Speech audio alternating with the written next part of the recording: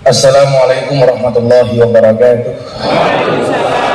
Selamat siang dan salam sejahtera untuk kita semuanya. Hamdan wa syukranillah, salatu wassalamu ala rasulillah sayyidina maulana Muhammad ibni Abdillah wa la hawla wa la quwwata illa billah, amma ba'dah. Hadratal muhtaramin, para kiai, tokoh agama, tokoh masyarakat yang saya takzimi, Bapak Kapolres beserta istri, Bapak Wakapolres beserta istri, para pejabat beserta istri. Kenapa saya sebut istri? Karena saya meyakini kesuksesan seorang suami berangkat dari doa seorang istri. Itu artinya semakin banyak istri, semakin banyak yang mendoa.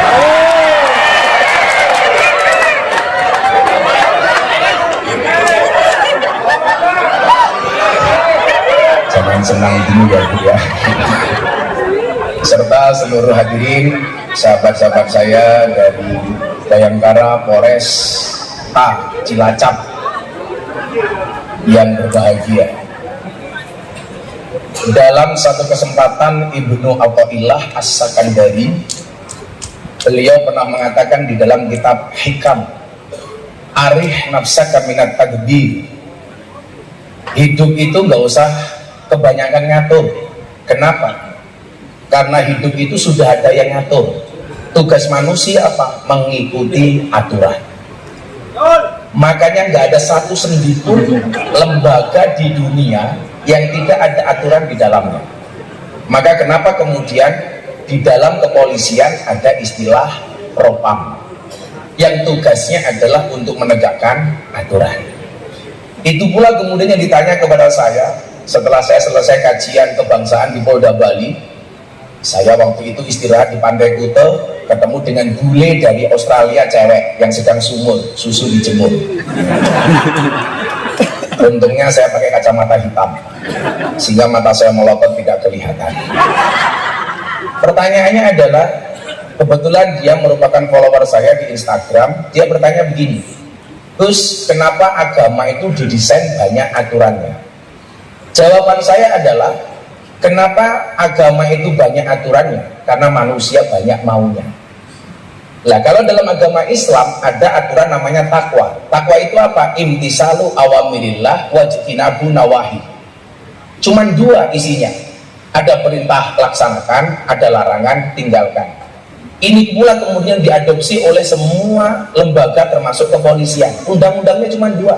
Anda baik berprestasi, dapat promosi. Anda macam-macam, demosi, ngeyel, PTDH. Siapapun itu. Makanya kalian yang makannya kecil-kecil santai saja mas. Gak masalah gitu kan. Gak masalah makannya pendek, kecil, tapi selamat daripada jenderal dipecat. Santai aja gitu. Maka kemudian kita diingatkan bagaimana kemudian kita selain polisi, kita juga sebagai hamba Tuhan. Sehingga kemudian role kita sebagai polisi itu harus punya basic agama. Makanya kenapa kemudian saya ingat betul ketika Bang Wahyu Widada menjadi Kapolda Aceh waktu itu, menjadi ketua tim suksesnya Pak Kapolri ketika membuat proposal pemikiran Kapolri kepada DPR, muncul istilah waktu itu presisi yang di dalamnya ada moderasi.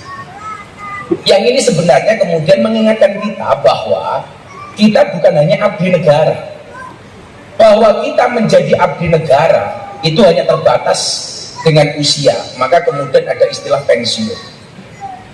Tapi ketika kita menjadi abdinya Gusti Allah, itu nggak ada pensiunnya. Saya begitu banyak punya teman jenderal, ketika dia menjabat, gayanya orang umum. Begitu dia turun, tahu dibilang mindalik, pasti power syndrome. Sehingga kemudian apa? Saya pernah nemu Pak Kapolres, ini jenderal luar biasa. Begitu pensiun, saat itu menghadiri resepsi di Yogyakarta, mohon maaf, anak buahnya nggak ada satupun yang mau mendekat. Kenapa? Karena sudah muak dengan tingkah lakunya ketika menjabat. Nggak ada yang minta foto, semuanya minta foto ke saya, jelas lebih viral kan? Ya. Maka kemudian sahabat-sahabat saya kepolisian, bahwa kemudian hari ini kita diingatkan begitu banyaknya ujian kepada kita. Ini yang pertama, bahwa mengembalikan secara semestinya bahwa kita ini juga manusia biasa yang kebetulan oleh Allah diamanai sebagai aparat dengan SK dan senjata. Yang saya meyakini ketika aturan itu, rule of the game-nya kita lakukan secara baik dan benar, Anda itu masuk surga bisa lebih dulu dibandingkan kiai. Kenapa? Karena kiai cuma berkata-kata, sementara Anda langsung bisa eksekusi. Sing jawab amin di sendiri kita ngomongin karo kiai gitu. Ya ini kayak di rapopo gitu. Jadi kita harus pahami itu. Makanya kemudian apa? Bahwa basicnya ini harus agama. Apapun agama kita. Yang Kristen ya taatlah dengan agamanya, yang Muslim sama taat dengan agamanya, yang Hindu sama. Maka kemudian itu kita diingatkan bahwa manusia itu lemah. Ibnu Athaillah mengatakan, "Ma tawaqqafa matlabun anta talibu bi rabbika wa la tayassaru matlabun anta talibu bi nafsika." Kebetulan saya punya banyak teman-teman polisi di Mabes Polri yang suka ngaji. Kayak Bang Wahyu Widada ASSDM, kemudian Pak Kabak Intelkam, Pak Ahmad Doviri, yang dulu ketika jadi Kapoltabes sampai jadi Wakapolda, Kapolda, hampir sebulan sekali ke pondok saya. Jadi ini kehormatan Pak Eko, nggak datang malah saya yang datang. Ini antara kehormatan atau kurang ajar saya. Apa kata Ibnu Athaillah? Tidak akan pernah terhenti sebuah permintaan ketika kamu sandarkan permintaanmu kepada Tuhan, dan tidak akan pernah menjadi mudah sebuah permintaan ketika kamu percaya dengan kemampuan. Persoalannya apa? Bahwa manusia itu mampu bukan karena dia mampu, tapi karena dimampukan oleh Allah yang maha mampu. Sehingga kemudian apa? Ketika kita dapat jabatan, kita nggak sombong. Ketika kita belum dapat jabatan, kita juga nggak susah. Toh semuanya sudah tinulis, tinakdir kata Gus Dur. Tinakdir. Maka apa? Kita menjalani dengan santai. Oleh ya alhamdulillah ya itu sebagainya berjuang. Maka kemudian apa? Kita memahami bahwa tugas kita ini sangat besar. Artinya apa? Besar pula tanggung jawab kita kepada Allah. Besok mohon maaf, saya mungkin hanya dihisap gara-gara cangkem saya. Jangan sampai saya Tony Boster, waton muni ndogose, enggak. Becak tanpa pir, waton jeplak tanpa mikir. Dan becak tanpa pelek, waton jeplak areng nganggo utak. Gajah dibilang koni, ora sedep. Tapi kalau Anda mohon maaf, seragamnya akan dihisap, senjatanya akan dihisap, semuanya akan dihisap, jabatannya akan dihisap, termasuk ibu-ibu Bayangkari. Mohon maaf, kenapa tadi saya sindir seperti itu? Banyak kawan-kawan kita kemudian suaminya jadi aparat baik, ternyata malah istrinya yang nggak bisa baik. Contoh, suaminya Kapolres seperti kejadian di Sumatera, malah istrinya pamer uang di TikTok pula. Ingat ibu-ibu Bayangkari, kekayaan itu seperti celana dalam, boleh dipakai tapi nggak usah dipamerkan. Ya. Tinggal apa-apa, tapi cuma pamer.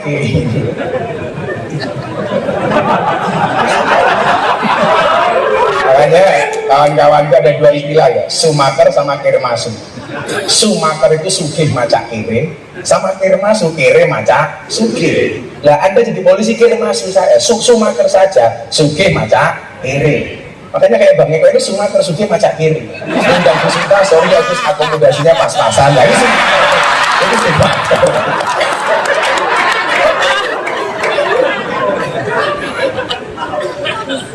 Nah, sebab apa buktinya? Ini saya sampaikan supaya kita betul-betul nanti pada akhirnya menjadi abdi negara yang baik dan menjadi abdi hamba Allah yang baik. Amin. Jadi apa? Manusia itu mampu bukan karena dia mampu. Contoh yang paling sederhana mungkin adalah kayak AKBP Eko ini bisa menjadi Kapolres bukan semata-mata karena prestasi. Yang mungkin lebih berprestasi juga ada dan mungkin lebih banyak. Tapi ketika kemudian Allah tidak menghendaki nggak bisa, Pak. Kan kita kalau di kepolisian itu tidak hanya masalah prestasi, tapi juga butuh relasi.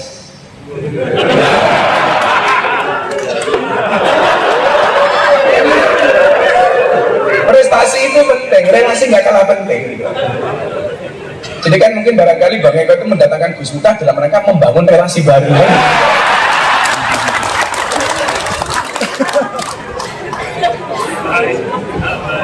Masuk itu termasuklah Kapolres yang sekolah lu ya bisa.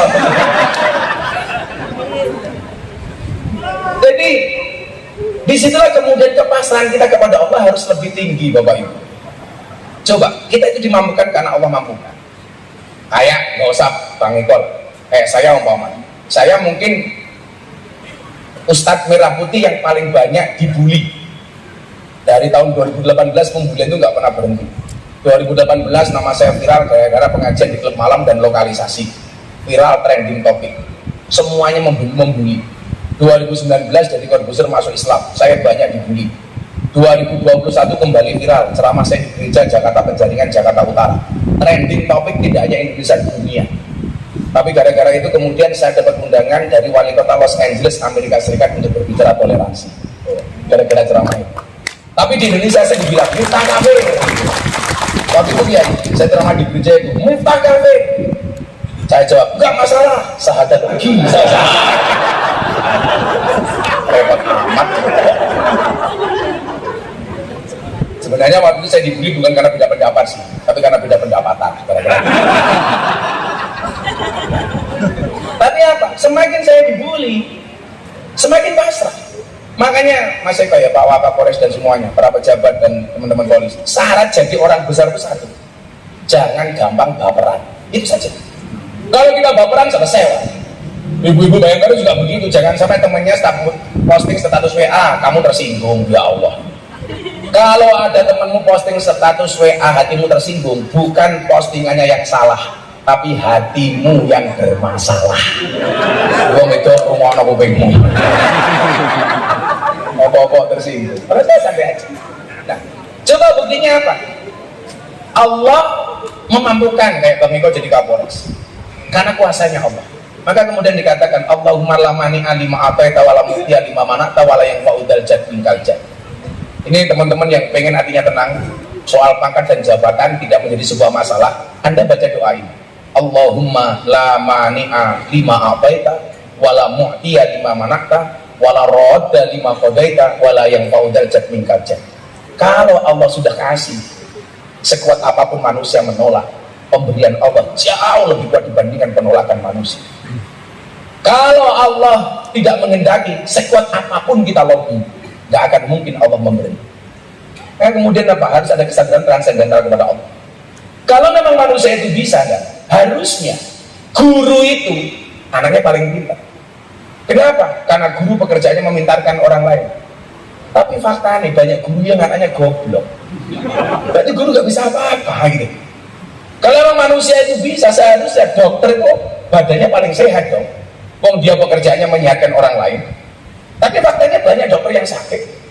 Bahkan saya punya teman di Jogja spesialis THT, telinga, hidung, tenggorokan. Uangnya malah budek.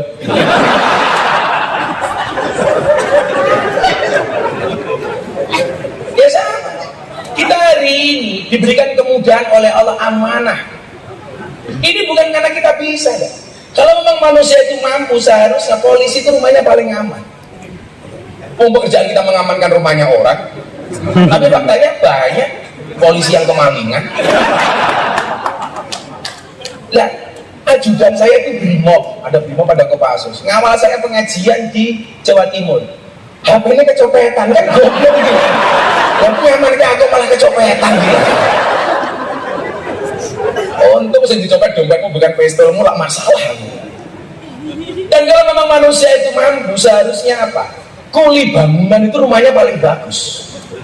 Kuli bangunan itu pekerjaannya membagukan rumah orang lain. Tapi buktinya, faktanya banyak kuli bangunan nggak punya rumah.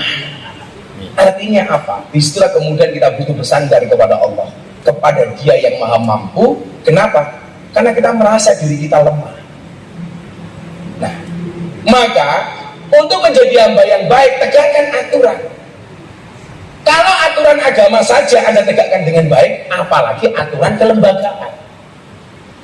Maka di mana-mana saya bilang, saya nggak setuju kalau kemudian stigma Polri gara-gara kasus 1-2 orang oknum polisi itu seolah-olah polisi itu jelek secara kelembagaan.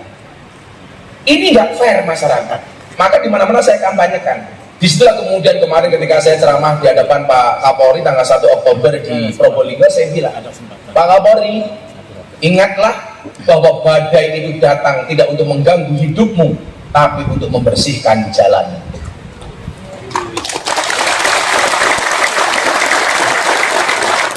Saya sebenarnya nggak bangga dengan tepuk tangan. Apa artinya tepuk tangan tanpa saweran?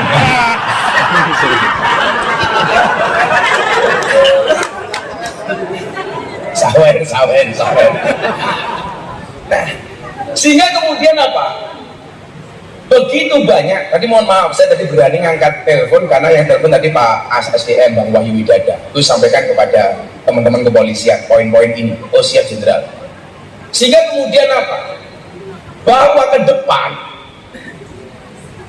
Polri setelah semua ujian ini kita lewati harus rebranding dengan brand yang baru. Saya mengatakan begini, ini teman-teman anggota saya ini adalah cara Allah menyelamatkan lembaga kita. Wallah, saya di hadapan Pak Kapolri saya juga bilang seperti itu, di teman-teman saya bilang begitu. Ini cara Allah menyelamatkan lembaga kita.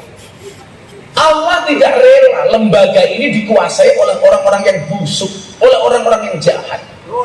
Maka mekanisme Allah yang berlaku, wa makaru wa makarallah wallahu khairul makirin.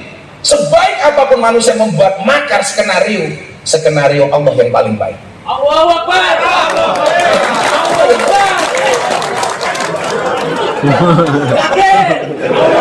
Kita anak berarti berisik ini.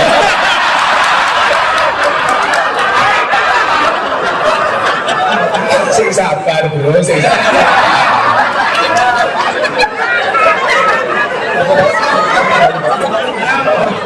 Oh, si Swanto.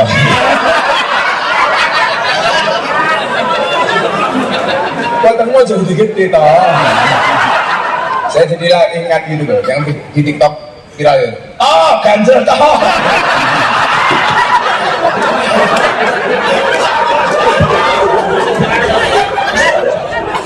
Kalau lihat semangatnya ini kayaknya Samapta atau Sabara ini. Betul kelihatan. Kasa Sabara kelihatan. Saya itu membedakan polisi Intel apa dia Bimas, Mas Eko itu nggak perlu lihat seragamnya kok, cukup lihat dari batuknya itu beda. Kalau Intel itu batuknya ditahan-tahan, dia khawatir ketahuan. Tapi kalau Bimas, kok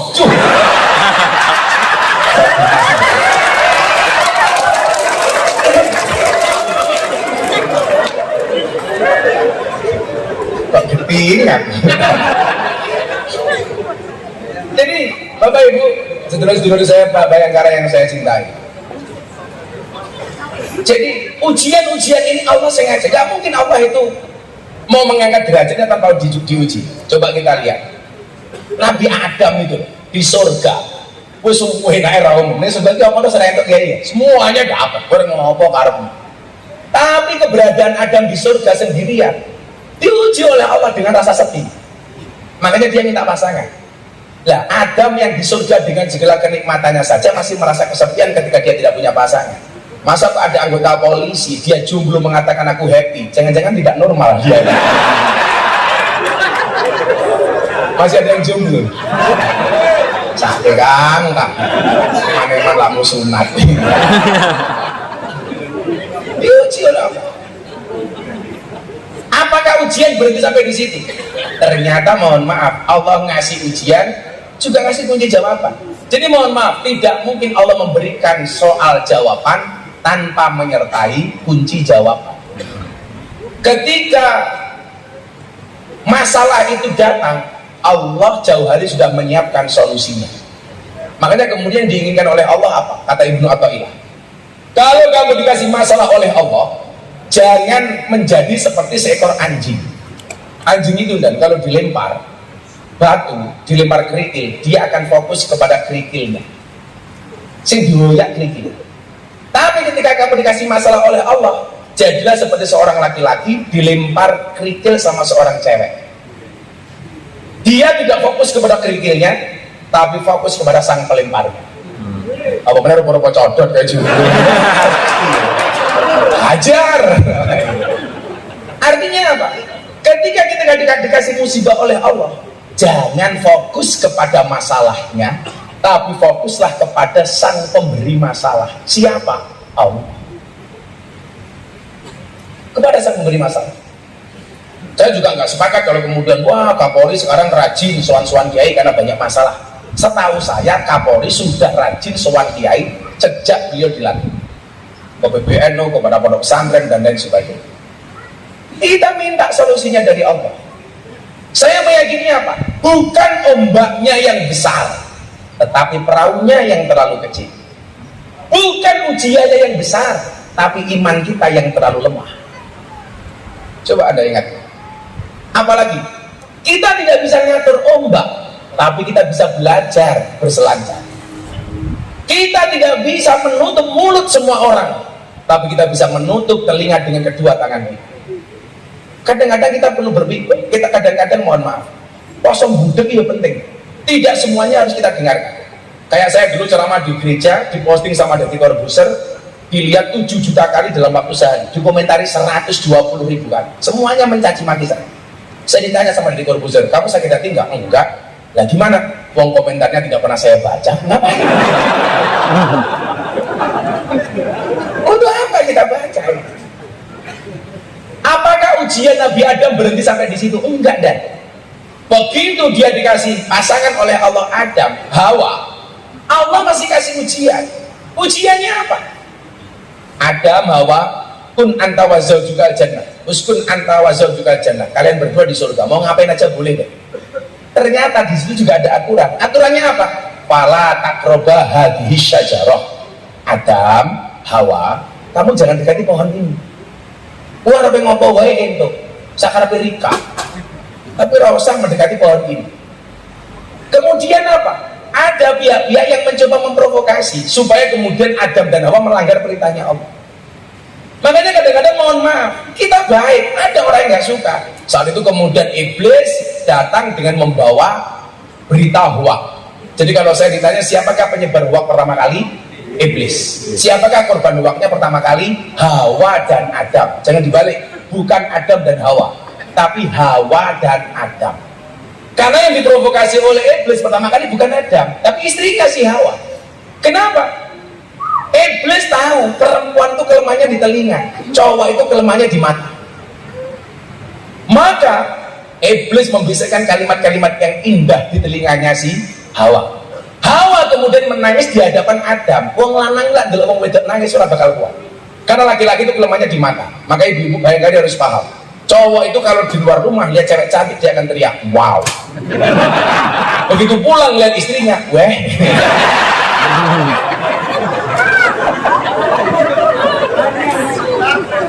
Karena cowok kelemahannya di mata, kalau cewek di telinga.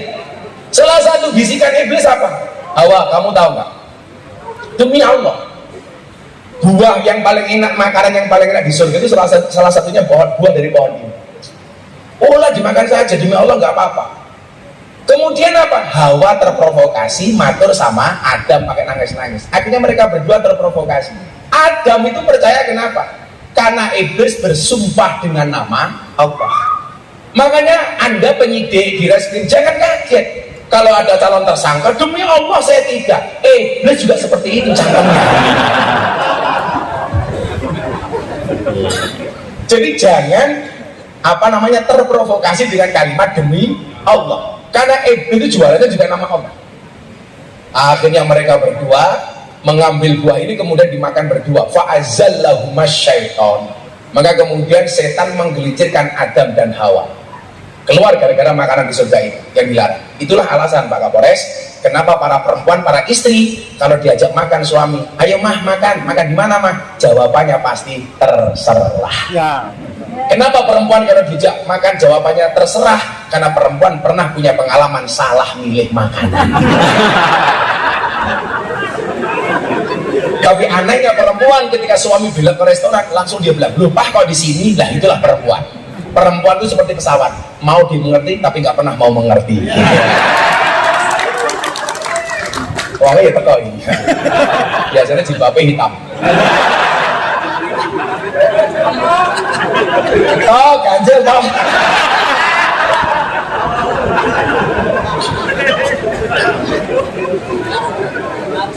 Ujian apa lagi kemudian sebelum saya masuk ke wilayah inti? Coba, orang itu kalau sudah berada di zona nyaman, Pak, itu pasti oleh Allah diuji. Contoh, Nabi Musa alaihissalam. Ini kan Nabi yang paling top, salah satu Nabi yang paling gagah, Nabi Musa alaihissalam. Lah, Nabi Musa itu bisa jadi top dan gagah. Kenapa? Karena musuhnya banyak. Allah itu kalau pengen menjadikan seseorang itu kuat dan hebat, dikasih musuh yang kuat-kuat. Musa itu musuhnya siapa, Pak? Fir'aun, ngaku Gusti Allah. Korun, orang kaya. Balaam, ulama besar yang kemudian matinya murtad. Di saat Nabi Musa itu nyaman, disuruh perang dengan bapak angkatnya. Kalau Fir'aun itu kan bapak angkatnya si Musa. Dia membuat peraturan setiap bayi yang lahir dalam keadaan jenis kelamin laki-laki harus dibunuh. Karena menurut dukunnya Fir'aun, bayi laki-laki itu akan menjadi kompetitornya Fir'aun. Dan Fir'aun sangat percaya dengan dukunnya. Makanya hari ini saya mohon maaf kalau banyak orang Indonesia percaya dengan dukun, jangan-jangan cucunya Fir'aun. Saya kan kemarin dilaporkan sama lawyer Persatuan Dukun. Gara-gara saya dianggap melanggar KUHP pasal penistaan dukun. Gara-gara saya bilang Atta Halilintar bikin podcast sama saya edukasi supaya masyarakat tidak percaya dengan dukun. Atta tanya sama saya nih, Gus, kenapa dukun itu dipanggil paranormal? Saya jawab, ya, dukun itu dipanggil paranormal karena yang datang orang abnormal. Dukun itu dipanggil orang pintar karena yang datang orang bodoh. Saya bilang, kalau memang dukun itu bisa, seharusnya dukun itu istrinya paling cantik. Kenapa? Karena dukun jualannya pelet dan pengasihan. Tapi faktanya banyak dukun yang istrinya merongos lah. Lah dukunnya marah. Gara katanya kalimat istrinya merongos itu menista dukun. Padahal saya tidak menyebut nama. Kalau saya menyebut nama umpamanya dukun Siswanto bojone merongos lah. Itu Siswanto bisa marah sama saya. Siswanto bisa melaporkan saya gitu. Tapi kan saya tidak menyebut nama, dilaporkan ke Polres Jakarta Selatan atas dugaan penistaan dukun. Ya saya baik-baik saja. Nah, Fir'aun ini akhirnya apa? Diuji oleh Allah. Musa ini, ibunya Musa melahirkan bayi laki-laki. Mendengar pengumuman dari kerajaan Fir'aun bayi laki-laki dibunuh, ibunya Nabi Musa pasrah. Bayi Musa ditaruh di sungai dihanyutkan atas izin Allah. Bayinya ini mendarat di belakang kerajaannya Fir'aun. Ditemu sama istrinya Fir'aun, namanya Siti Asyah. Jadi Fir'aun itu kafir, tapi istri Siti Asyah itu sangat-sangat solehah. Makanya ibu-ibu Bayangkari, dalam Al-Quran itu ada 4 macam tipe keluarga. Coba Anda kira-kira pilih yang mana? 1, tipe keluarga Nabi Nuh, suaminya soleh, istrinya nakal. 2, tipe keluarga Fir'aun, suaminya nakal, istrinya solehah. 3, tipe keluarga Abu Lahab, suaminya nakal, istrinya nakal. Yang keempat, tipe keluarga Ibrahim, suaminya soleh, istrinya solehah. Ibu-ibu pilih mana? Nuh, Fir'aun, Abu Lahab, apa Ibrahim? Ibrahim, subhanallah. Dan Anda tahu Ibrahim istrinya 2.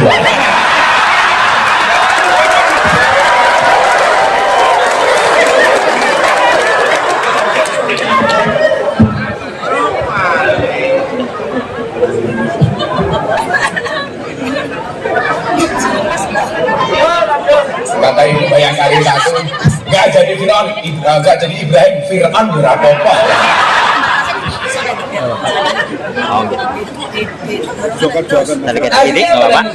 Bayi dibawa pulang, Fir'aun kaget. Loh, ini bayi laki-laki kenapa kamu bawa pulang? Ini harus dibunuh. Apa kata Siti Asyah? Enggak disik, Mas.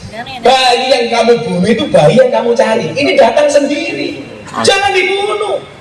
Ini mungkin ada kebaikan bagi kita. Wong yang kamu bunuh itu yang kamu cari ini datang sendiri. Belalah enggak. Fir'aun itu manut sama istrinya Siti Asyah. Maka sejarah mencatat sejak saat itulah suami kalah sama istri. Itu sejarahnya. Alhamdulillah masak buah gagal Kapolres di kantor. Neng omah ketemu bojone iki.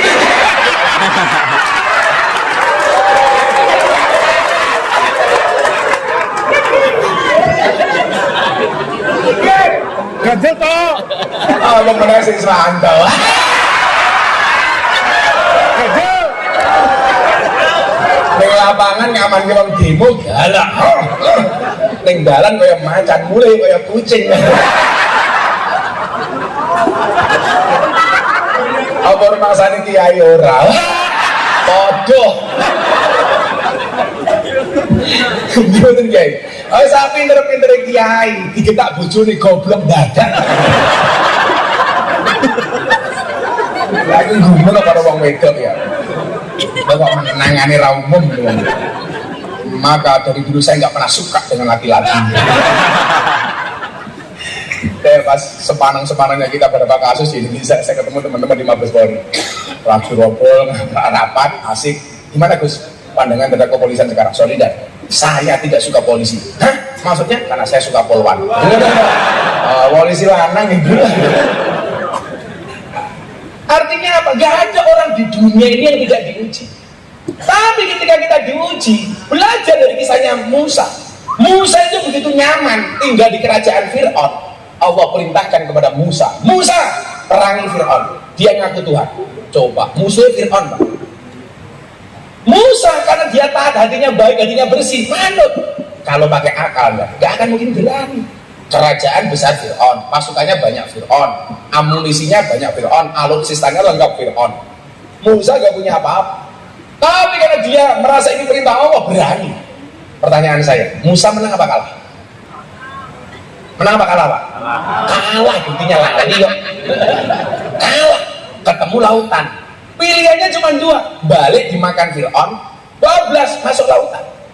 Tapi apa yang membedakan antara Musa dengan Fir'aun? Bedanya satu, Pak. Sekuat-kuatnya Fir'aun merasa dirinya adalah Tuhan, sementara selemah-lemahnya Musa di dalam hatinya ada Tuhan. Akhirnya siapa yang dimenangkan oleh Allah? Dia yang merasa lemah tapi hatinya ada Tuhan, dimenangkan oleh Allah. Siapa? Musa. Allah memberikan kejutan kepada Musa, ketaatan Musa dibalas oleh Allah dengan lautan yang terbelah. Artinya apa? Pertolongan Allah itu biasanya last minute, detik-detik akhir. Tapi ingat, kalau kayak dukun itu ngawur. Wesi yo wesi. Oh, ya. Tenan.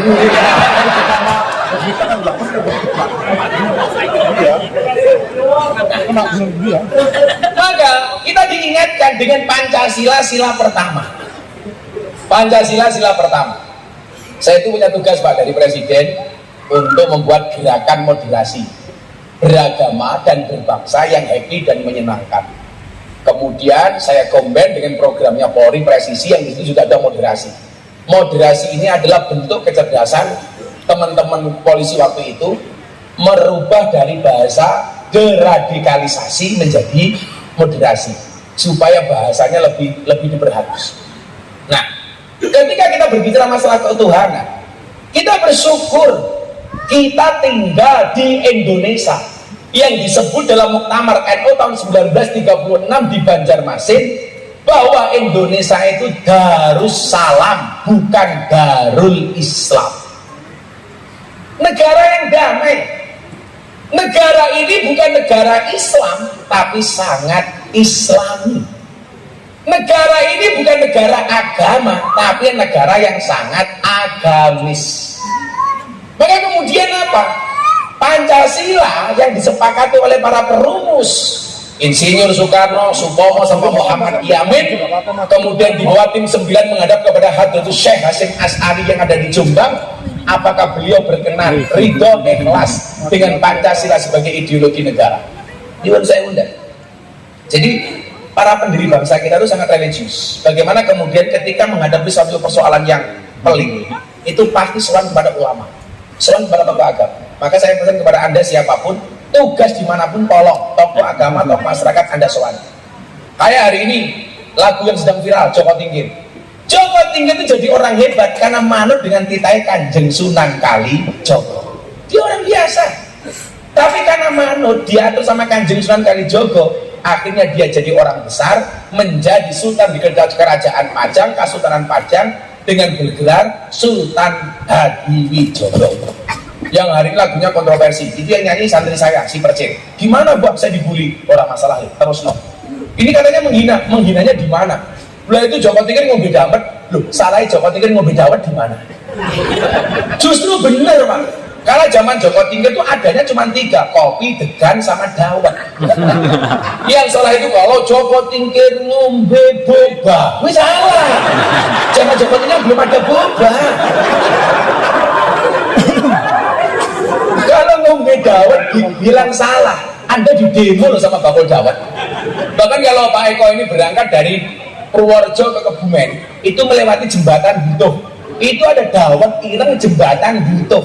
Bahkan jembatan Butuhnya disingkat dan jembatan Butuh disingkat menjadi jembatan Butuh.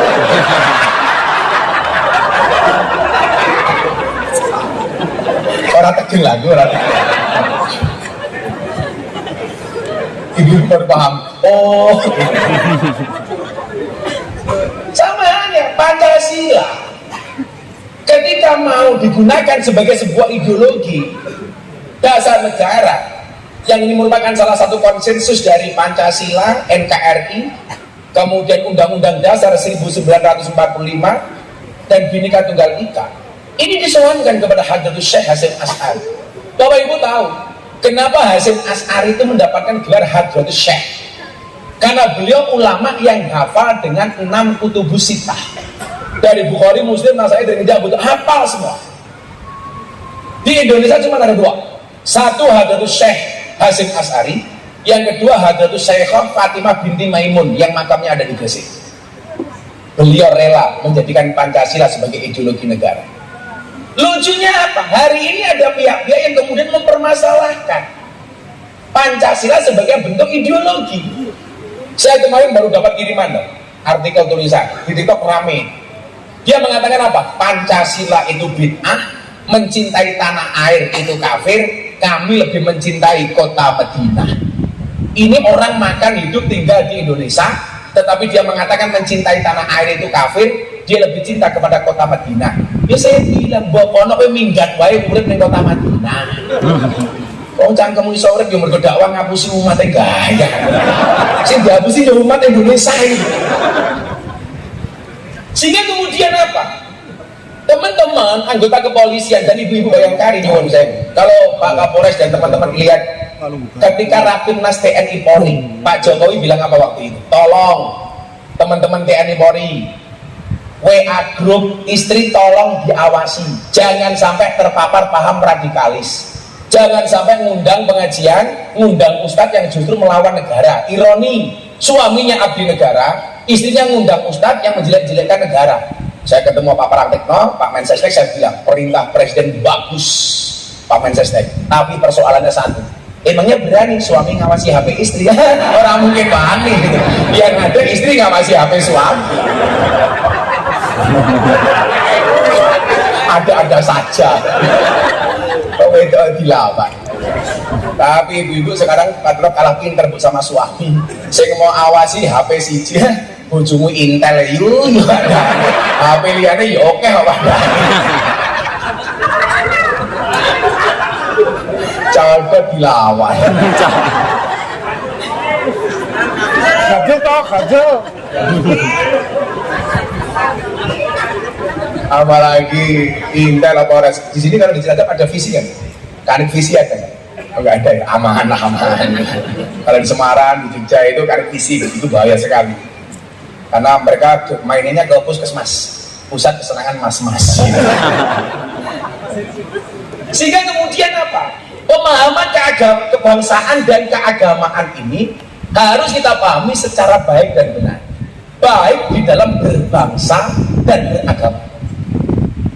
Dalam persoalan kebangsaan contohnya, bahwa hari ini kita hidup di satu ekosistem yang sudah dirancang oleh para founding fathers, bahwa negara ini adalah negara kesepakatan, negara konsensus dengan adanya 4 pilar yang ada di dalamnya: Pancasila, Bhinneka Tunggal Ika, NKRI, dan Undang-Undang Dasar 1945. Itu kalau disingkat apa Kiai? PBNU, Pancasila, Bhinneka Tunggal Ika, NKRI, dan Undang-Undang Dasar 1945. Ya, sing dadake larang iki ngono iki lho asline. Murah nang Polres Cilacap. Murah nyang.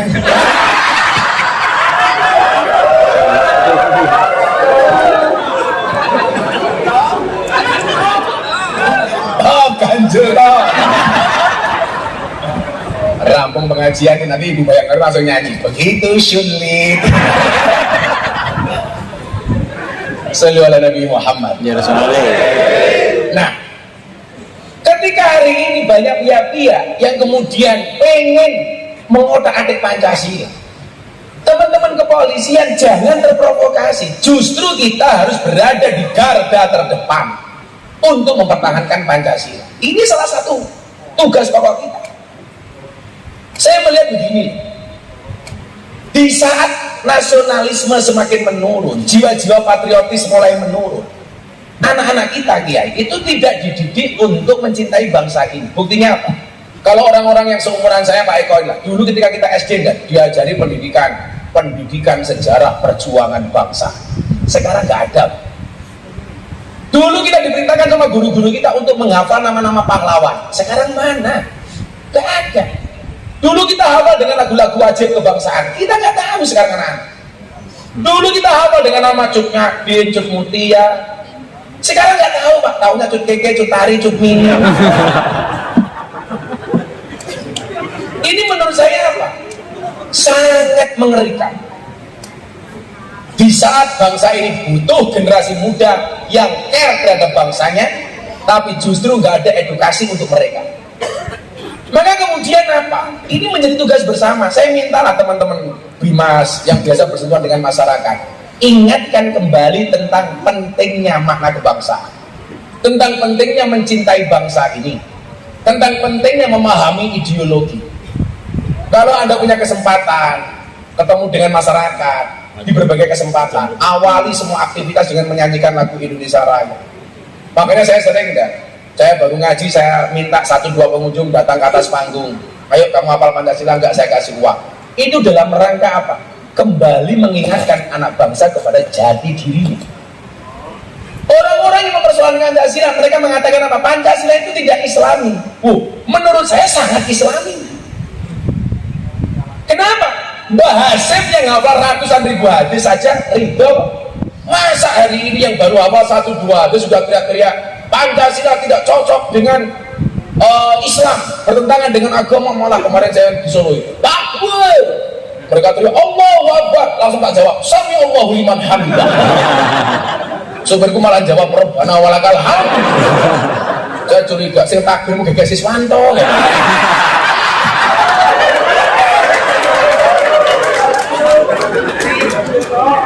Kanjeng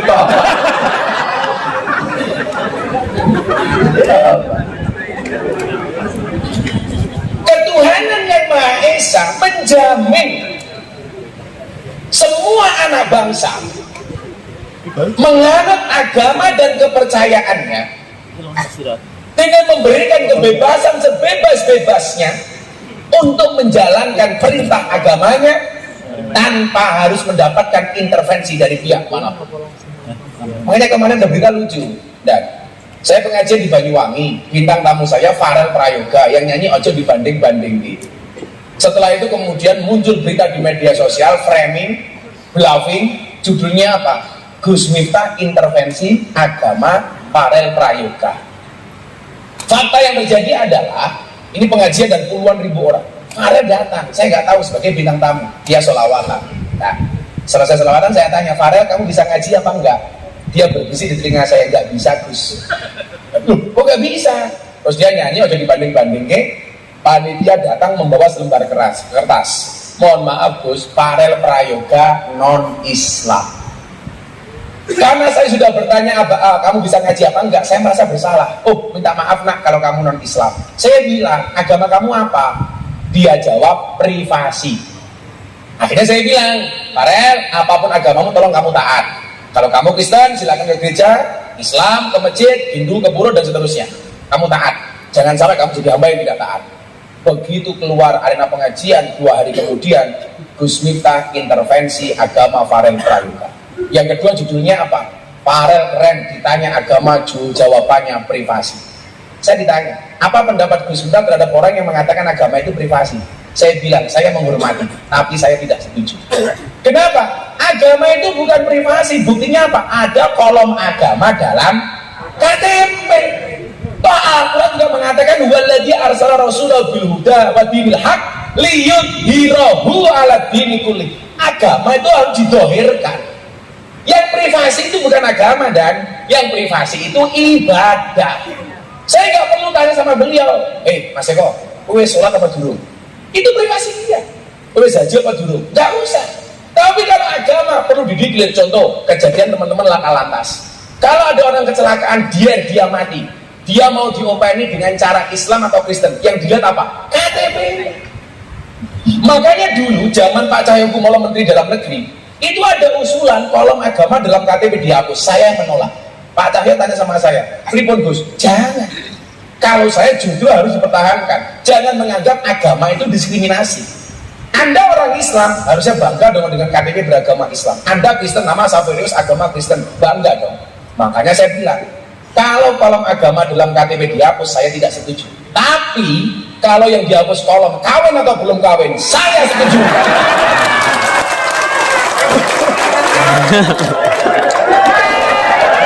Akbar. Banjir toh.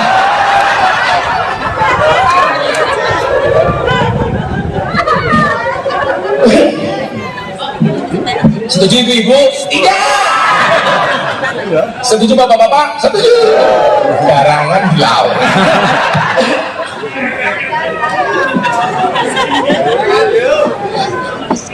Siswanto, yes.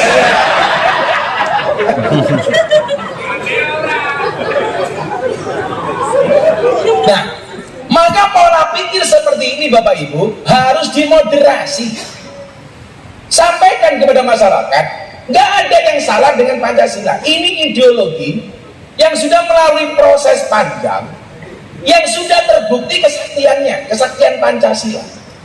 Bagaimana kemudian bangsa ini dengan segala latar belakang kemajubannya, dengan perbedaan yang ada, sampai hari ini mohon maaf, bisa kompak, bisa akur, bisa rukun karena kesaktian Pancasila. Mungkin satu-satunya pancam, satu-satunya sila menurut saya yang belum tereksekusi dengan baik itu adalah sila kelima umpamanya, keadilan sosial bagi seluruh rakyat Indonesia. Tapi ini kita perjuangkan. Bukan berarti kemudian bahwa ini tidak cocok. Kalau kemudian keadilan sosial itu belum merata, ini bukan salahnya Pancasila, tapi kewajiban kita abdi negara untuk bagaimana kemudian mensukseskan keadilan sosial. Coba kita lihatlah, gara-gara itu kan begini, pemerintah itu pemusuh ulama karena memang Pancasila seperti itu, banyak kriminalisasi ulama. Saya bilang, ulama yang ditangkap polisi itu berapa sih dari dibandingkan jumlah ulama yang ada di Indonesia? Lagian saya punya keyakinan nggak mungkin polisi nangkap kalau tidak ada kasus. Maka saya nggak sepakat dengan istilah kriminalisasi ulama. Kalau ada ulama, kiai, gus berbuat kriminal kemudian ditangkap polisi, itu bahasanya bukan kriminalisasi ulama, tapi proses hukum terhadap ulama yang kriminal. Jangankan ulama, polisi saja kalau kriminal ditangkap. Betul dan? Apalagi yang lain sama, semuanya sama. Mau polisi, mau kiai, Anda berbuat kriminal, ya ditangkap. Yang menjadi persoalan itu adalah kriminalisasi ulama atau kriminal yang kamu anggap ulama. Saya nggak sepakat. Kalau ada ulama berbuat kriminal ditangkap polisi, namanya kriminalisasi. Kriminalisasi itu kalau ada Kapolres ngundang kiai mulai nggak diamplopi.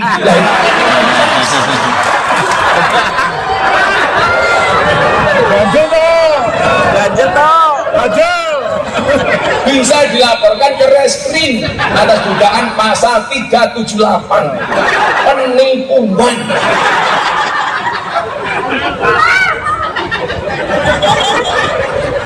Apa Pak Kapolres sudah disiapkan kok Gus? Tapi kalau nanti saya buka isinya dikit, pasalnya beda, 335 perbuatan tidak menyenangkan.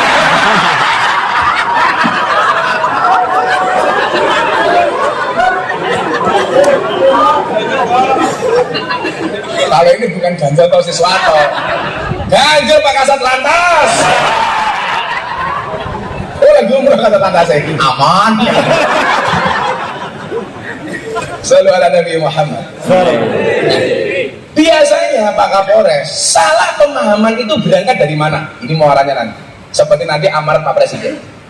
Berangkatnya dari mana? Ternyata salah paham itu atau paham yang salah itu berangkat dari guru yang salah, dari cara memilih pengajian yang salah. Ibu-ibu bayangkari, nyuwun sewu. Ini banyak kasus-kasus di berbagai daerah, di Sumatera, di Kalimantan. Nyuwun sewu. Semangat kita membuat pengajian jangan sampai kemudian kontraproduktif terhadap semangat Polri, terhadap semangat pemerintah untuk memoderasi beragama. Sehingga kemudian apa? Pola pikir kita bertentangan dengan negara. Mohon maaf, yang kemarin sering kita bahas sama Bang Wahyu, sama Pak Kadensus, sahabat saya Pak Martinus ini. Contoh beginilah. Sekarang mohon maaf, ada istilah polisi cinta sunnah. Sunnah itu banyak Pak. Sunnah itu tidak hanya jenggot. Kalau sunnah cuma hanya jenggot, alah, wong Yahudi jenggotnya dibawa-bawa Pak. Sunnah itu tidak hanya sekedar celana cingkrang. Gampang toh, Pak Eko ngetok rampung. Apa gue katok kurang bahan selesai. Sunnah itu banyak. Dan tidak kemudian harus sama katakanlah dengan Nabi. Dulu kan pernah ada kejadian anggota polisi bikin jubah, seragamnya coklat, dibikin jubah kayak jubahnya orang Arab. Bila goblok gitu. Maksudnya ini apa gitu. Mosok baju coklat Bayangkara dibuat jubah katanya supaya sunnah Rasul. Ngapal ke Quran 30 juz ya sunnah Rasul. Mbok apa nih? Buntu tak mau dadakno gitu. Inilah kemudian pikiran-pikiran yang perlu dimoderasi. Bahwa kemudian apa? Jangan sampai salah milih guru, Bu. Al ilmu bila syai'in fasaihu syaitan. Ilmu tanpa guru, gurunya setan. Salah milih guru, gurunya mbahnya setan. Makanya sering saya bilang, salah pergaulan itu lebih gampang dinasihati daripada mereka yang salah milih pengajian. Loh, Kiai, orang yang masuk Islam melalui Gus Miftah itu sampai hari ini sudah 230 orang lebih. Rata-rata mereka nggak tahu Islam. Kayak saya dapat tamu dari Belanda, gara-gara saya ceramah di gereja ini. Bro, I will to be Muslim. Saya tanya, agama kamu apa? Before I am atheist and now Katolik. Terus saya bilang, do you know about Islam? Apakah Anda tahu Islam itu apa? No, I don't know about Islam. Saya bilang, if you don't know about Islam, why you will to be a Muslim? Dia bilang apa? Because your Islam is enjoy, relax and happy. Karena saya melihat Islamnya Gus Miftah itu enjoy, relax dan menyenangkan. Maka saya ingin masuk Islam. Sesimpel itu ya. Maka saya bilang, orang non-Islam itu tidak membaca Quranmu. Orang non-Islam tidak membaca hadismu. Tetapi orang non-Islam itu membaca akhlak dan perbuatan. Artinya apa? Kalau kamu ingin memperlihatkan Islam itu keren, rahmatan lil alamin, perbaikilah akhlak dan perbuatan. Inti maulid kan itu. Sama kita anggota kepolisian. Saya dulu bilang sama Deddy Corbuzier ketika dia mau masuk Islam, bro, I want to be Muslim. Sudahlah, lu sama yang lain saja masuk Islam. Enggak. Dulu Gus Miftah pernah bilang sama saya, kalau saya harus masuk jadi orang Islam, kalau saya masuk Islam melalui pintu yang keras, maka Islam saya akan penuh dengan kekerasan. Kalau saya masuk Islam melalui pintu yang marah-marah, maka Islam saya akan penuh dengan kemarahan.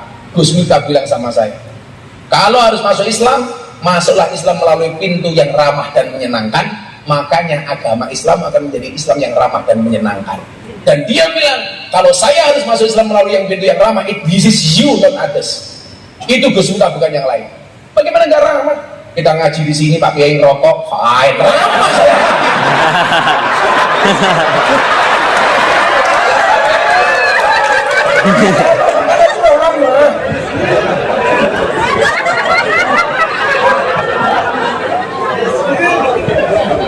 Tapi Pak Kiai cangkemnya.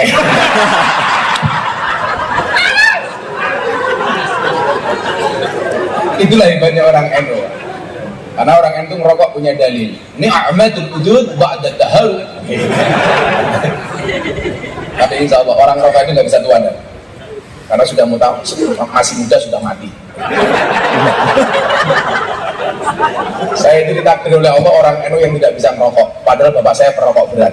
Makanya kemarin saya pulang bawa buku bahaya merokok, saya kasih bapak saya, dan subhanallah bapak saya langsung berhenti membaca.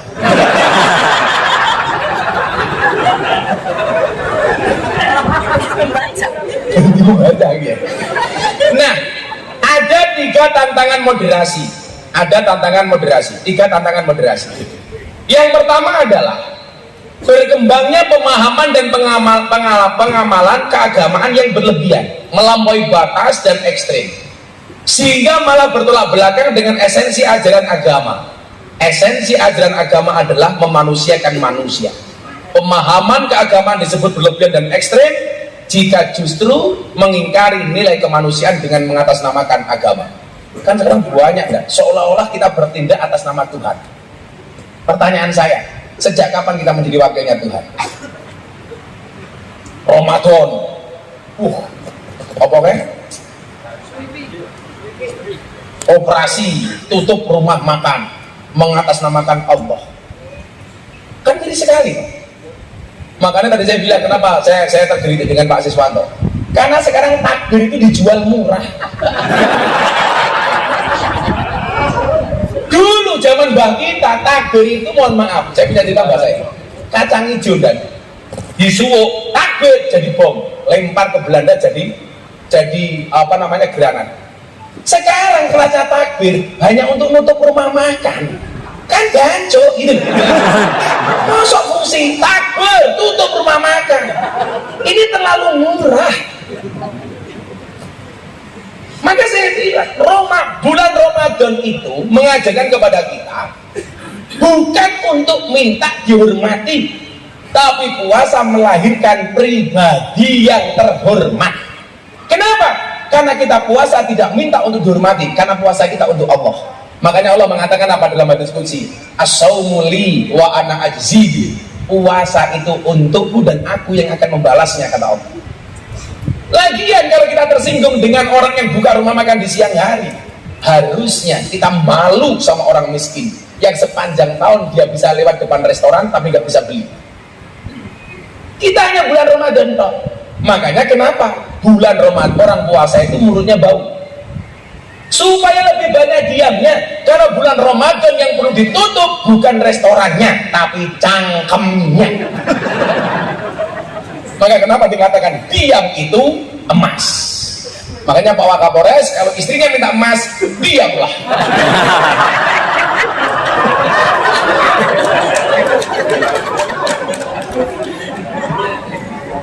Waktu adalah uang. Jadi kalau saya telepon, Dan Eko di mana?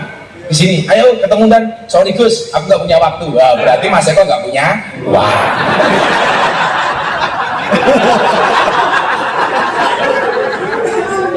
Makanya kalau istri minta uang dikasih waktu. Ini pikiran-pikiran yang perlu dimoderasi, mengatasnamakan Allah. Kemudian yang kedua apa? Ada klaim kebenaran terhadap tafsir agama yang dimiliki. Ada sebagian orang yang merasa paham tafsir keagamaannya sajalah yang paling benar, lalu memaksa orang lain untuk mengikuti paham tafsirnya. Padahal mohon maaf, hari ini banyak orang yang tidak punya kemampuan tafsir kayak. Kemarin tafsir kayak Quran. Contoh yang membuat saya geleng-geleng itu apa? Sekelas Profesor Dr. Quraisy Shihab, profesor dan doktor di bidang Quran, sampai punya kitab tafsir namanya Al-Misbah, dibully oleh orang-orang netizen yang mungkin baca Qurannya tidak fasih, nggak tahu ilmu tajwid, mungkin baca Quran juga salah, gara-gara Profesor Dr. Quraisy Shihab punya anak Najwa Shihab yang tidak pakai jilbab. Seolah-olah dia lebih hebat tafsirnya dibandingkan Profesor Dr. Quraisy Shihab. Makanya kemudian Gus Dur dulu bilang begini, Dan, akan datang satu saat orang tidak pernah ngaji tahu-tahu dipanggil ustaz. Akan datang satu zaman orang tidak pernah ngaji tahu-tahu dipanggil kiai. Gak punya kemampuan, berani menafsirkan Quran. Padahal mohon maaf, Quran itu sangat multi tafsir. Kita nggak boleh Dan Anda membaca Quran kemudian ditafsirkan mengatakan menurut Allah, Anda pasti salah. Walaupun kamu tafsirnya salah, menurut saya itu malah lebih benar. Karena kalau Anda mengatakan menurut Allah, sejak kapan Anda itu menjadi wakilnya Allah? Dan sebaik-baik tafsirmu, itu tidak akan pernah sama dengan apa yang diinginkan oleh Allah. Nggak boleh. Contoh, tafsir itu pasti berbeda. Di sini ada kecelakaan nih, Dier. Kecelakaan ini yang melihat 3 orang, kiai, polisi, makelar. Kira-kira tafsirnya beda nggak dan? Beda. Begitu yang melihat kiai, dia akan mengatakan apa? Innalillahi wa inna ilaihi raji'un. Semuanya kita kembalikan kepada Allah. Sing ndelok wong lalu lintas ini kalau dilihat gelar perkaranya, ini kecelakaan berangkat dari pelanggaran lampu lalu lintas. Normatif wong polisi kok. Kalau maklar beda lagi, motor rusak 30%. Ini harga motor 10 juta. Ini kalau dijual masih laku 7 juta. Ini biasanya mereka yang kerjanya di Bimantara, Biro Maklar dan Perantara. Sing ngokeh ning Bimantara niki sing lantas biasa opah banget. Gesek fisik lah, apa lah. Ono. Maka dia bilang kemarin sama Pak Kakor Lantas, salah satu percepatan pembenahan brand Polri itu adalah yang langsung bersinggungan dengan masyarakatnya. Salah satunya adalah lalu lintas. Makanya jangan sampai kemudian kayak kemarin soal yang tilang ditiadakan itu, yang tilang manual, itu jangan sampai kemudian kita mempunyai solusi yang salah. Kayak ada di Polres Bogor atau mana itu, udah nggak kita tilang, tapi disuruh dihukum dengan disuruh membaca Al-Quran. Saya mikir, sejak kapan baca Al-Quran itu dianggap sebagai sebuah hukuman? Ini niatnya api, tapi caranya salah. Orang serata kok juga melu bro. Kalau saya bahasanya bukan hukuman, katakanlah begini, oke, kalau sampai ketahuan dia kita minta untuk membaca Pancasila umpamanya. Sebagai bentuk nasionalisme dia atau kemudian patriotisme dia kepada bangsa dan negara. Ini kan jadi ramai kemarin. Nggak ditilang tapi dihukum dengan cara membaca Al-Quran. Ini niatnya api tapi caranya salah. Sejak kapan seolah-olah membaca Al-Quran dianggap sebagai sebuah hukuman? Maka pola-pola seperti inilah yang kemudian Bapak Ibu perlu dimoderasi. Kemudian soal berbangsa, tadi soal beragama, soal berbangsanya mohon maaf. Kita ini abdi negara yang harus tunduk kepada aturan. Makanya tadi bilang apa Pak SDM tadi? Sampaikan Gus kepada anggota Cilacap. Kenapa? Sudah lakukan perintah Kapolri, tegak lurus. Perintah Kapolri itu tidak hanya untuk didengar, tidak hanya untuk dibaca, tapi dilaksanakan. Tangan kanannya Kapolri di bawah ya Kapolres. Ikut sudah. Kalau kemudian perintah Kapolri hanya kita dengar, hanya kita baca, enggak kita eksekusi, kita salah. Maka hari ini yang dibutuhkan adalah di dalam tubuh Polri sendiri harus ada integritas dan loyalitas. Integritas, kita harus kompak, nggak usah saling menjatuhkan antara satu dan yang lainnya. Mungkin saya orang yang sangat perhatian dengan teman-teman polisi. Ketika saya di Jakarta di wawancara wartawan, saya bilang, gimana Gus? Saya berdoa Polri baik-baik saja. Pesan saya satu, sudah nggak usah ada perang bintang, nggak usah ada perang antara satu dan yang lainnya. Kita yang pusing Pak. Kita selalu membuat kontra narasi. Coba dulu Anda lihat, ketika Pak Sigit Kabareskrim dicalonkan Kapolri, dihajar habis-habisan pemerintah. Masa orang Nasrani jadi Kapolri? Saya turun tangan Pak. Dan tadi bilang sama Mas Eko, saya bilang waktu itu, Gus, bagaimana pendapat Gus Miftah terhadap Kapolri non Islam? Saya bilang, Polri itu lembaga Kamtipmas, bukan lembaga agama. Artinya apa? Semua anggota kepolisian yang mempunyai kapasitas, mempunyai kualitas, berhak jadi Kapolri, apapun agamanya. Yang salah itu adalah kalau Pak Sigit jadi ketua MUI. Ini salah. Kalau jadi Kapolri nggak ada masalah Pak. Ada, kalau saya nggak berhenti dibully nanti saya gini. Rekam sama Siswanto diposting modal. Gajel tuh.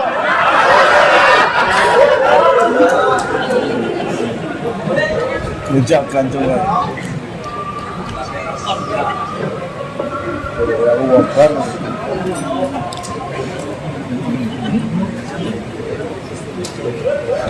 WhatsApp.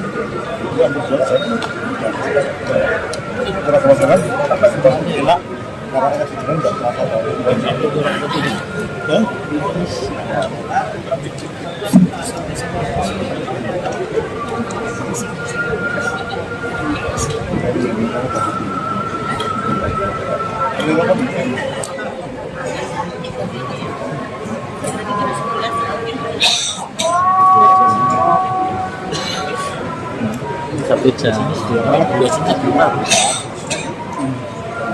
Pak Jokowi itu mengajarkan kepada kita ketika membuat ibu kota negara di Kalimantan. Apa yang beliau lakukan, Pak? Minta kepada semua gubernur untuk membawa tanah dan air dari masing-masing provinsi. Ini orang yang gagal paham mengatakan Jokowi presiden klenik. Kenapa harus membawa tanah dari masing-masing daerah? Jokowi presiden yang percaya dengan dukun, tahayul dan lain sebagainya. Saya bilang, oh Anda salah. Kita lihat contoh umpamanya ketika Kanjeng Sunan Kalijogo membuat Masjid Demak. Itu kan proyeknya Kanjeng Sunan Kalijogo, kan? Tapi banyak wali yang dilibatkan.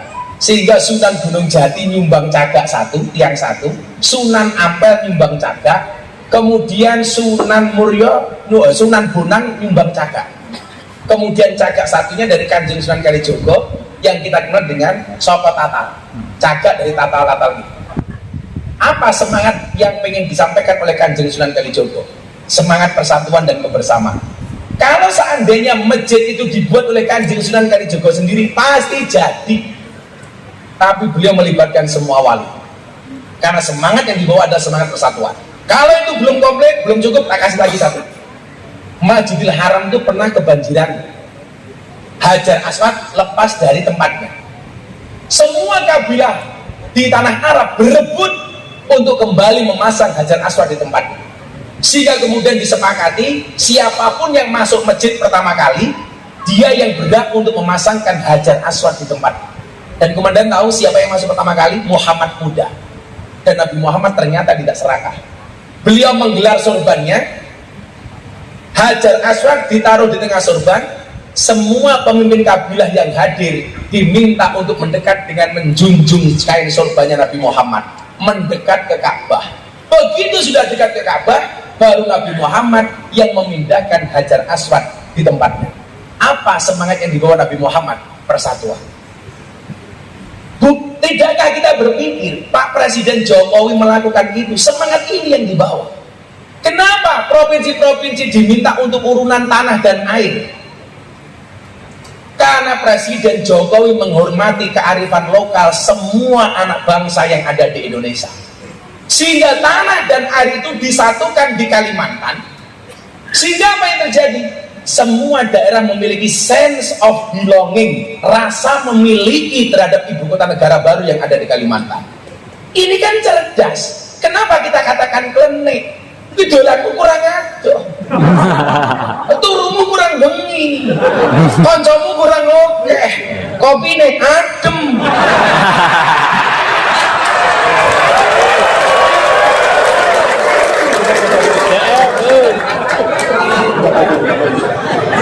Ngono kok iso-isone klenik itu. Semangat yang dibawa oleh presiden dan itu persatuan. Malah ada orang dulu mengatakan begini, ibu kota dipindah ke tempat buangan jin, setan, demit, iblis waktu itu. Akhirnya dia dianggap menghinakan orang Kalimantan, tidak menghormati kearifan lokal orang Kalimantan, jadi penjara. Pasal undang-undang ITE sama head speech. Saya ditanya sama wartawan, Gus, bagaimana pendapat Gus minta ibu kota pindah ke Kalimantan? Gak masalah ibu kota pindah ke Kalimantan, asalkan kamu tidak kembali ke hati mantan. Integritas, persatuan. Makanya saya bilang para komandan mohon izin, sehebat dibaca Superman, itu kalah sama Super Team. Superman itu goblok, badannya besar, bajunya es. Lebih goblok lagi, pakai celana dalam di luar. Yang paling goblok siapa? Yang nonton. Tahu orang goblok kenapa ditonton? Lah saya berharap teman-teman di Polresta Cilacap, yuk kita jaga kekompakan, integritas. Kemudian kedua tentunya loyalitas. Bahwa kemudian Al-Quran pun memerintahkan kepada kita, untuk taat kepada para pemimpin-pemimpin kita. Saya ini kemudian yang dikira pemerintah banget, enggak. Saya itu juga biasa kok mengkritik presiden. Yang paling fenomenal ketika legalitas miras diteken sama Pak Jokowi hari ini, sorenya saya langsung mengumpulkan teman-teman wartawan. Bagaimana pendapat Gus Miftah? Saya bilang, mohon maaf Pak Presiden, saya Miftah Maulana Habibur Rahman, saya menolak legalitas miras. Kenapa? Karena keharaman khamr di dalam Al-Quran itu qat'i, mutlak, tidak bisa ditawar-tawar. Satu-satunya minuman keras yang layak dan boleh dikonsumsi adalah es batu. Wah, saya guyoni seperti itu. Besoknya Pak Jokowi melalui Pak Praktikno telepon saya, Gus, dicabut sama Presiden, mendengarkan usulan dan kritikan dari masyarakat. Artinya apa? Presiden, pemerintah juga bisa dikritik asalkan dengan cara yang baik. Bil ma'ruf wa tawassaw bil haqqi wa tawassaw bis sabr. Bahkan ketika Nabi Musa dan Harun diperintahkan untuk menasihati Fir'aun, Allah mengatakan kepada Musa dan Harun, faqula lahu qawlan layyina. Harun, Musa, kamu ngomong sama Fir'aun yang lembut. Sekarang mohon maaf, kalau kita mencaci maki Pak Jokowi, Pak Kiai Ma'ruf, pemimpin kita seperti itu, apakah mereka lebih hina dibandingkan Fir'aun? Sementara Allah saja memerintahkan Harun dan Musa untuk berbicara kepada Fir'aun dengan cara yang lemah dan lembut. Nah, pemahaman-pemahaman seperti itu para komandan yang saya muliakan, ya kita sampaikan kepada masyarakat. Sehingga kemudian apa? Bangsa ini akan menjadi bangsa yang besar, berangkat dari kerukunan dan keakuran yang ada. Amin Allahumma amin. Jangan sampai kebanyakan bangsa Indonesia hari ini orang-orangnya nyuwun sewu dan profesinya seperti wasit sepak bola. Apa itu? Lari ke sana kemari mencari kesalahan orang lain. Kurang ajar wasit bal-balan. Tapi yang paling kurang ajar adalah wasit tinju. Ada orang rangkulan, dipisah, wong teman-teman dijari, goblok.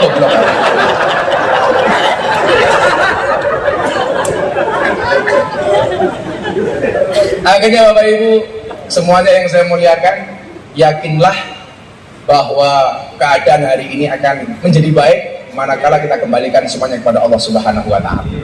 Sebelum Pak Kiai berdoa, yuk kita membaca sholawat Hasbi Rabbi yang saya populerkan. Hasbi Rabbi Jallallah ma fi qalbi ghairullah Nur Muhammad sallallahu la ilaha illallah. Hasbi Rabbi Jallallah, cukuplah Allah yang maha agung sebagai penolong. Ma fi qalbi ghairullah, tidak ada sesuatu pun di dalam hatiku kecuali namamu ya Allah. Nur Muhammad sallallahu, cahaya Muhammad yang Allah bersolawat kepadanya. La ilaha illallah, tidak ada Tuhan kecuali Allah. Sholawat itu ibadah yang paling gampang, boleh dilakukan baik punya wudhu maupun tidak punya wudhu. Jadi kalau Pak Eko Pak apel pagi, yuk kita mulai kegiatan hari ini dengan membaca sholawat dan surat Al-Fatihah, itu keren. Teman-teman juga seperti itu. Shallu ala Nabi Muhammad. Hasbi Rabbi Jallallah ma fi qalbi ghairullah Nur Muhammad sallallahu la ilaha illallah. Hasbi Rabbi Jallallah ma fi qalbi ghairullah Nur Muhammad sallallahu la ilaha illallah. Hasbi Rabbi Jallallah ma fi qalbi ghairullah Nur Muhammad sallallahu la ilaha illallah. Akhirnya Bapak Kapolres dan semuanya Ingat, kerja 24 jam, resiko tugas paling berat, gaji kecil, tapi yakinlah bagaimanapun coklat rasanya paling manis. Terima kasih. Assalamualaikum warahmatullahi wabarakatuh.